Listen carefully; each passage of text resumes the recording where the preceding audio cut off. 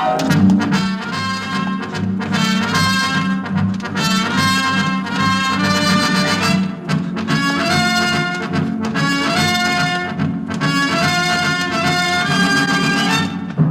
National Broadcasting Company invites you by transcription to join The Chase.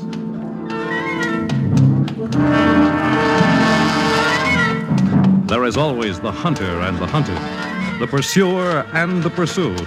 It may be the voice of authority, or a race with death and destruction, the most relentless of the hunters. There are times when laughter is heard as counterpoint, and moments when sheer terror is the theme. But always there is the chase. And the desperate pursuit of money and a career can be the most terrifying chase of all.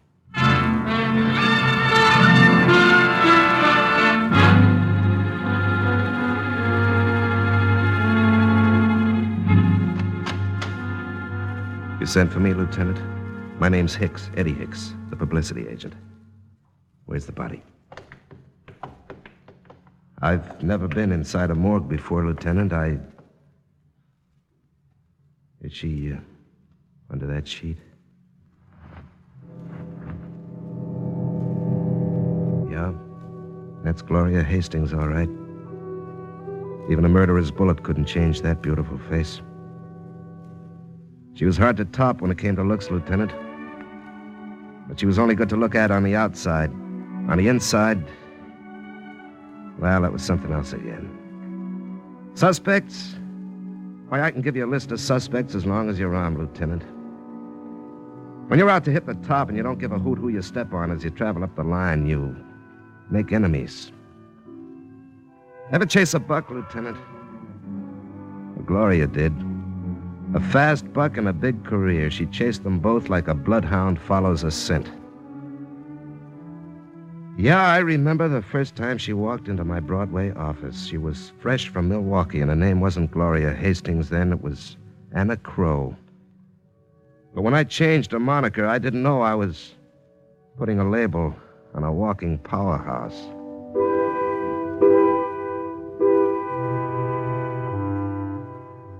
Yeah, sure, I'll handle the publicity for you, Mr. Regan. I'll give it the works.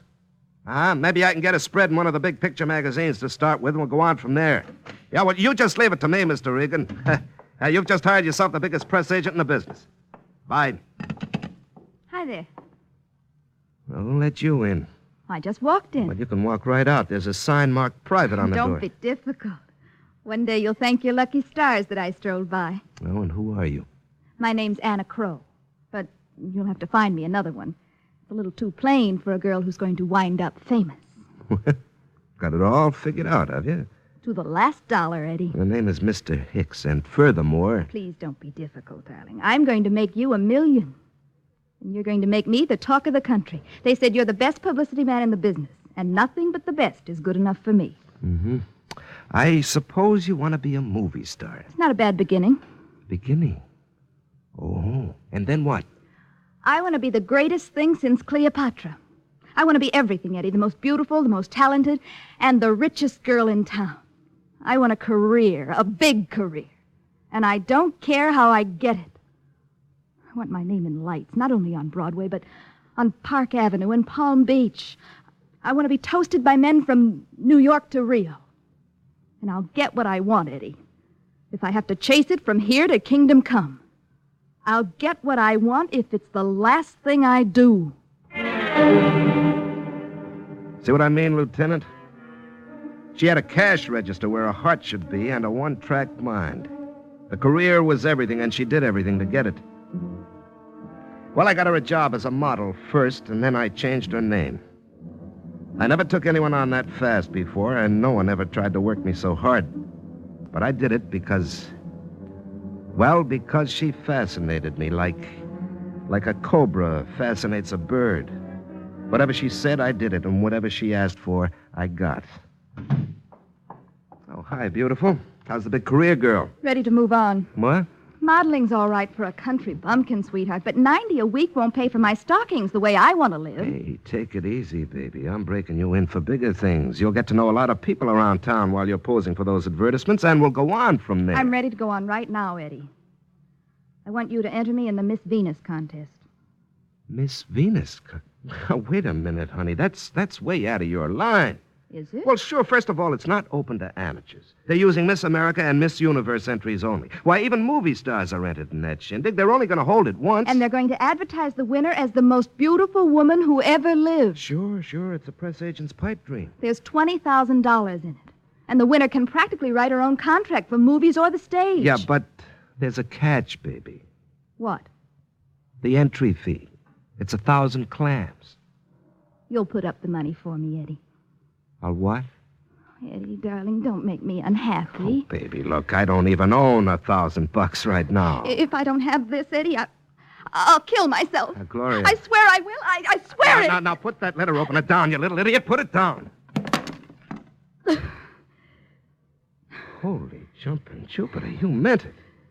How do you know you nicked your throat with that knife? I don't want to live if I can't get what I want, Eddie. If you ever refuse me anything again, you'll have my blood on your hands for the rest of your life. All right, take it easy, honey. Just take it easy, huh? I'll hock my car and dig up the dough. Then I'll put your name on the Miss Venus list.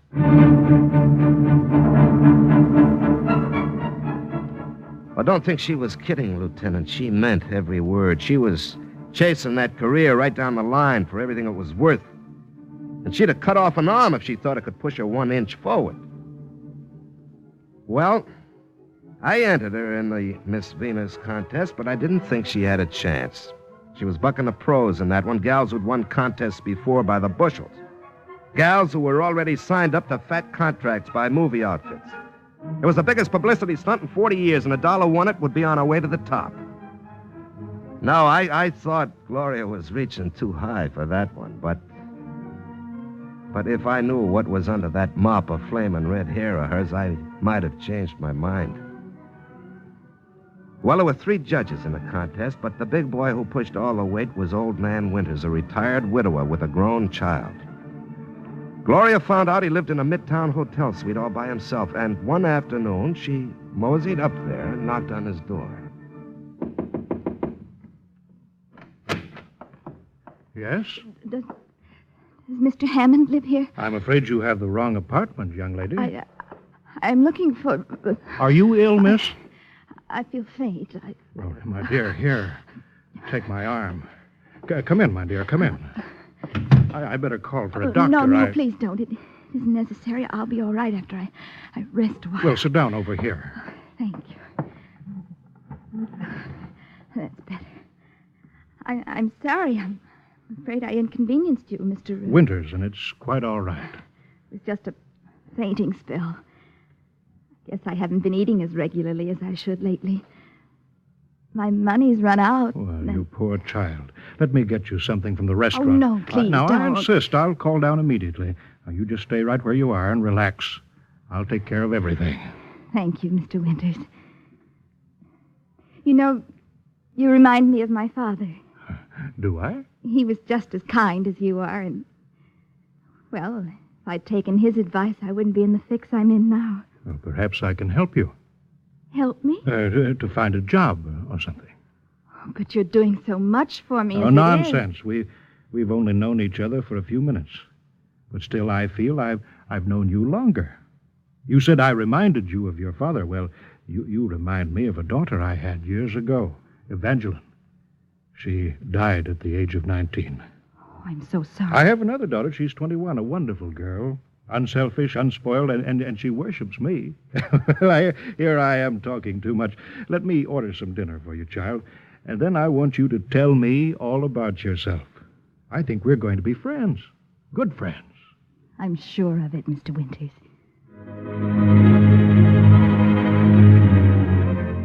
Fast work, Lieutenant? Oh, you didn't know Gloria. Why, in no time at all, she was calling him Daddy. And she had him jumping through hoops. Oh, it was all legitimate on his side. He actually thought he saw his dead child in Gloria's face. And for a while, she made him happy. And then one day, she sprung the contest on him, and that was that. Well, Gloria, my dear. Hello, Dad. Well, I'm so glad you dropped in. I have wonderful news. Oh? My daughter Mary arrives home today from school in Europe. You'll meet her for the first time. I know you'll be crazy about her. I've already written her a great deal about you. Won't she be jealous? Jealous, Mary? Oh, bless your heart. There isn't a jealous bone in her body. I've told her how I've virtually adopted you, how close we are now, and she's thrilled. You see, she's always known how miserable I've been since I lost Evangeline. I'd love to meet her, Dad, after the contest. After what contest? The Miss Venus beauty contest. What's the contest got to do with it? I'm entered, You're entered? and I'm going to win. Well, you never told me you'd entered that contest. I'm telling you now. Did you know I was going to be chief judge? Do I know when Christmas comes around, Daddy boy? I don't quite follow you. I want to win that contest, and you can help me do it. Well, you'll have as fair a chance as any other contestant. I'll have a better chance, Daddy boy, because that contest is going to be rigged. What? What do you mean? You're not only going to vote for me, but you're also going to influence the other two judges to make it unanimous. Well, you must be joking. I was never more serious in my life. Both those judges are friends of yours. You can talk them into anything, and you know But it. I have no intention of talking them into anything, Gloria. No. All my life, I've been a man of honor. I don't intend to change that now. You'll do as I say and like it. Do you understand? I mean business, Daddy boy. It's amazing. In the space of 2 minutes, you've changed from a sweet, lovable child to a predatory, vicious woman. I can hardly believe it. I don't care what you think of me, as long as you vote for yours truly. I want that contest title, and I'm going to have it. On the contrary, you're going to get out of here right now. You asked for it, you old fool. Now you're getting it. If I don't win that contest, I'll give your daughter an earful that'll make her hair stand on end. I'll tell her about her darling father, her lovable dad, and me. Well, there's nothing to tell. No? Wait till you hear my version. How do you think your daughter will feel when I tell her that her father's chased after a girl her own age, and... I'll even take that, Daddy boy, and let you get away with it. But if you and your pals don't vote my way, I'll spill enough to your daughter to drive her away from you for good. And if you don't think I'm a fancy liar, try me. Well, You're an evil woman, Gloria. don't make me laugh. I can see now. It was just a trick. A ruse. It's dog eat dog in this world, Daddy boy, and I'm having you for lunch. A woman like you has no right to live. You should be eliminated. Stamped out. Like some evil disease. Do I get first prize? Or do I take that finishing school daughter away from you for keeps? You'll get first prize.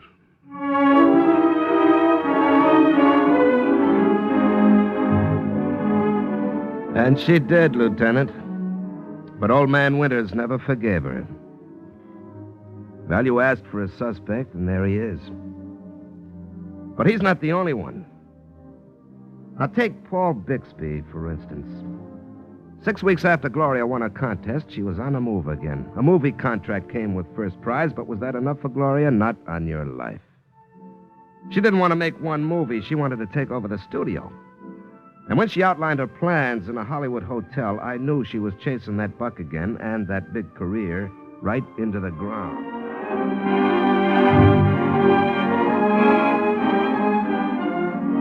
How much longer must I sit around in this stuffy hotel room, Eddie, waiting for those idiots to call me from the studio? All right, take your time, kid. We'll be hearing from them. They've got to find the right picture. Meanwhile, you're sitting around for $500 a week under contract. $500 a week. What do I care about peanuts? They ought to pay me $5,000. Hey, hold on, baby. Only the big stars get that kind of lettuce. Then make me a star. Oh, just like that, huh?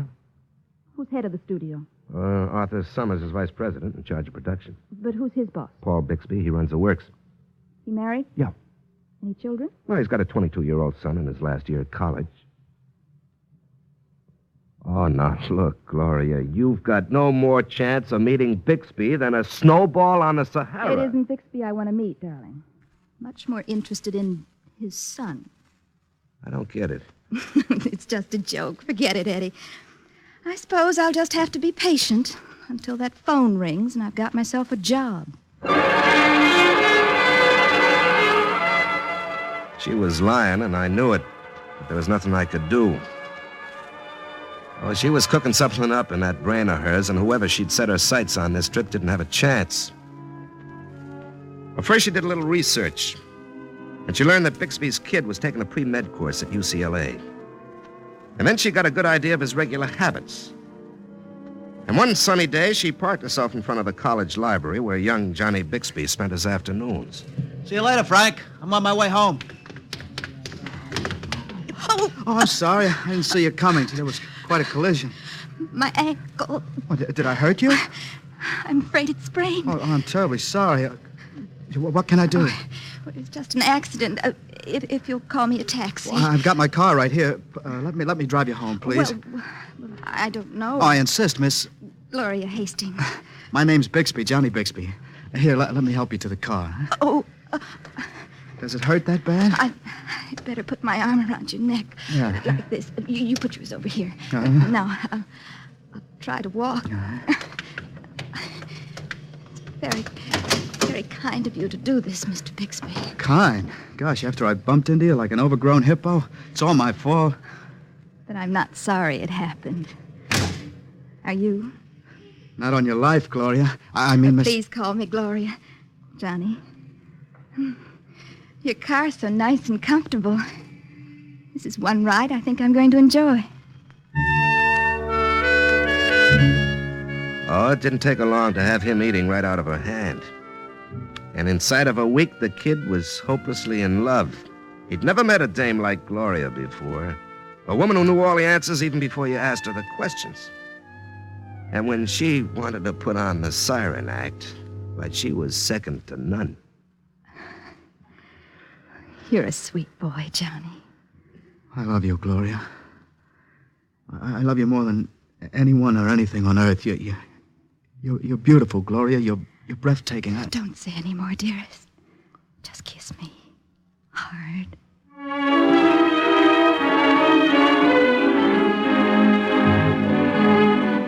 And after she'd hooked him solid, Lieutenant, she used the gaff. He begged her to marry him, and she laughed right in his face. And then she started to get him crazy jealous, and he began to drink. Why, he changed from a clean-cut kid to a drunken slob. And he was still sliding downhill when his father paid Gloria a visit. Yes? Are you Miss Gloria Hastings? I am. I'm Paul Bixby, Johnny's father. Oh, please come in, Mr. Bixby. Johnny's talked so much about you, I've always wanted to meet you. I've been told you're under contract to my studio. Yes. I've been sitting around now for the past 3 months, just twiddling my thumbs and waiting for a call.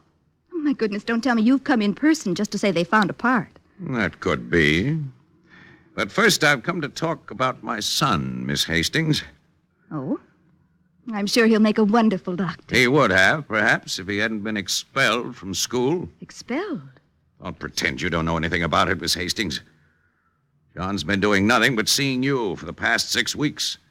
He's neglected his studies. He's become a heavy drinker. I understand that it's all due to your encouragement. Now, please, Let me Mr. finish, please. John's madly in love with you. You seem to be driving him out of his mind. I don't know what kind of a hold you've got over him, but I want it broken immediately. Are you giving me orders, Mr. Bixby, or asking for a favor? I've had a private detective look into your past, young lady.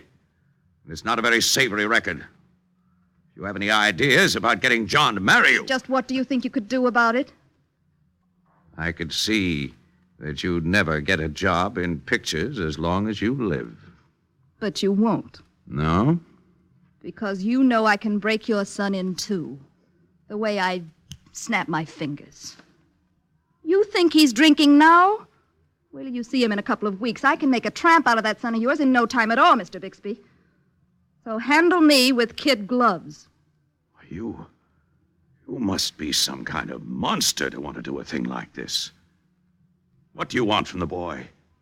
What do you want from me? I'll let you know when I'm good and ready. And when I think you're good and ripe. Meanwhile, let me show you what I can really do with your beloved son. Cute, Lieutenant? Well, that was Gloria.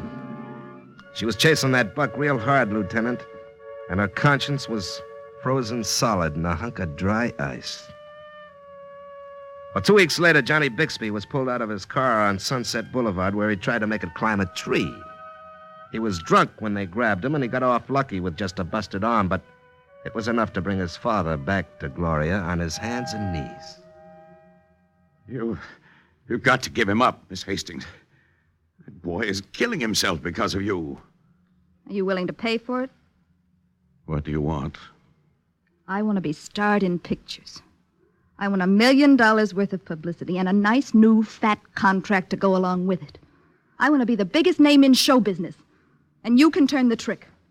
If I notify my production chief to star you in our next film, will you break off with my son and promise never to see him again? I'll tell him I'm married, Mr. Bixby, and I'll handle him carefully. Don't worry about that.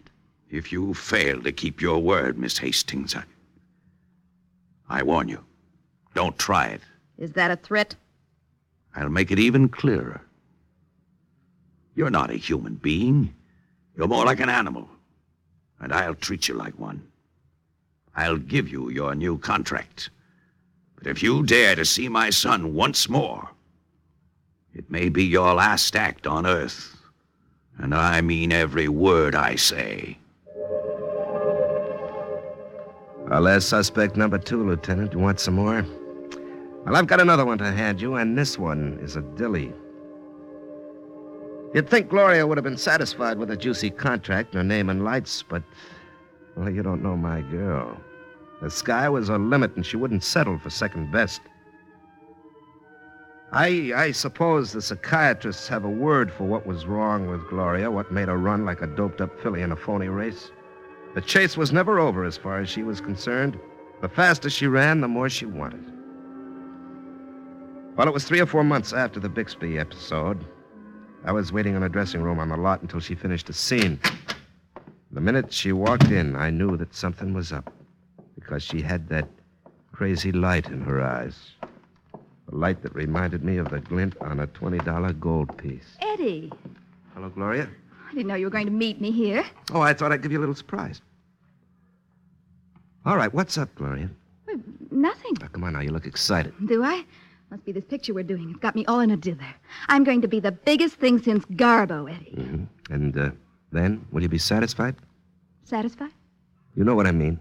Eddie. Who's there? It's Herbert. Herbert Fondley. Give me 20 minutes to change, huh? I'll be waiting for you, Miss Hastings. And who is Herbert Farnley? You don't read the papers, Eddie. He's here on a trip with his wife. I see. He's real nobility, Eddie. His family dates back 1,000 years. He's not one of these nouveau riche American millionaires you can get for a dime a dozen. Well, you seem pretty impressed. Don't get any ideas in that silly head of yours. He simply invited me out to dinner. Well, he was supposed to go out with me. Oh, be a darling, Eddie. Let me out of it. It isn't often that I get to meet a British title. And besides, it's good for my career. Think of the publicity I'll get when I'm seen in his company. Yeah. I'm thinking of everything, baby. Oh, let me have my fun and don't be a meanie. He's perfectly harmless. Now run along, be a good boy. Gotta be dressed by best tonight. Never know where a thing like this can lead. No, you never know, do you, Lieutenant? But I knew. Little Gloria was wrapped up in the chase again, and this time she was out for a title as well as a man. Lord Farnley was happily married when he met Baby, and he had 2 wonderful children to keep him that way. Oh, but that meant nothing to Gloria. Broken homes were her specialty, and she also left a few broken people on the side of the track. Well, her romance was a fast one, and she thought she kept it under wraps from everyone, including me. But, I wasn't the only one who knew exactly what was going on. Lady Farnley had a pretty good notion, too. Are you Miss Hastings? Yes, I'm Lady Farnley, Herbert's wife. I see. May I come in? I suppose so. Oh, you have a very attractive place, Miss Hastings. I'm glad you like it. Yes, the setting's quite right for someone like you. Come to the point, Lady Farnley. You didn't pay me a visit just to admire my furniture. No, you're right. I came to discuss a very personal matter. It's taken me a long time to make up my mind to do it. But I find the situation's getting beyond my control, and I want to do something about it before it's too late. What's on your mind? My husband. And you. As if I didn't know. He's fallen in love with you, hasn't he? Ask him. I did. And what did he say? He seemed to feel that our marriage was coming to an end. That's too bad. It doesn't seem to matter to you that I happen to love him very much and that I have 2 small children who depend on him. You're beginning to sound like a Class B picture. I'm trying to be sincere, even though I realize that honesty is something you'll never understand. I understand men, Lady Farnley, a lot better than you do. Yes, you're very clever. And extraordinarily lovely. I can't compete with you on that score. I'm glad you know it. What do you want with my husband? What do I want with him? You have your career. Thousands of men would be happy to throw themselves at your feet. Why do you want to take the one man I love away from me? Maybe you've had him long enough. It's his title you want. It's his background that intrigues What you. difference does it make? None to you. You'd ruin a man's life if only for an afternoon's entertainment. You've spoken your piece. Now you can leave. I haven't quite finished. You're like all the rest. You can't hold on to a man yourself, and you expect someone else to hand him back to you on a silver platter. Anyway, it's none of your business. My husband's happiness is my business, Miss Hastings, and my children's, too. If I give Herbert his divorce, you'll make him miserable. You don't even know the meaning of love and respect. You'll take what you want from him and then discard him like an old toy. That's his lookout. I'll ask you once more, Miss Hastings, to leave my husband alone. And if I refuse? You'll regret it. How? Perhaps this will give you an indication. What are you doing with that gun? I want you to see it as a warning. Keep away from me. I want you to know just what I'm prepared to do to keep my home intact. You must be crazy. Yes, perhaps, but it's an insanity born of desperation, Miss Hastings, and I mean every word I say. You wouldn't dare use that gun on me. Wouldn't I? Don't put me to the test, Miss Hastings, I warn you. I'm leaving now, but if you make one more move in my husband's direction, I'll put a bullet through your predatory head. Goodbye, Miss Hastings.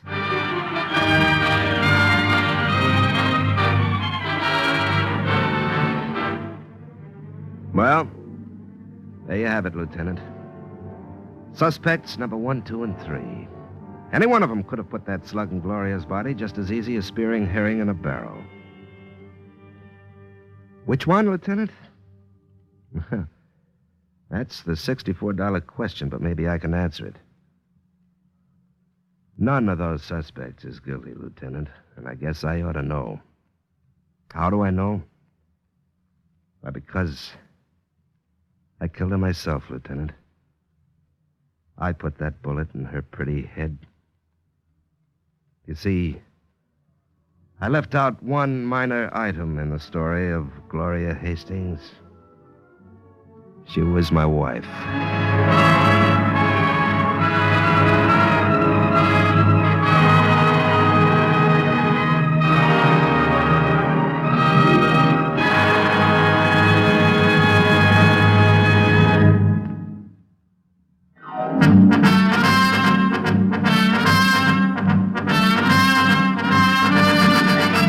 The Chase was created and written for the National Broadcasting Company by Lawrence Clee. Featured in tonight's cast were Larry Haynes, Elaine Rost, Wendell Holmes, John Sylvester, Sarah Burton, and Stotts Cotsworth. The Chase is directed and transcribed by Edward King. Fred Collins speaking. Next week, a ghost falls in love with a living man and pursues him relentlessly in The Chase.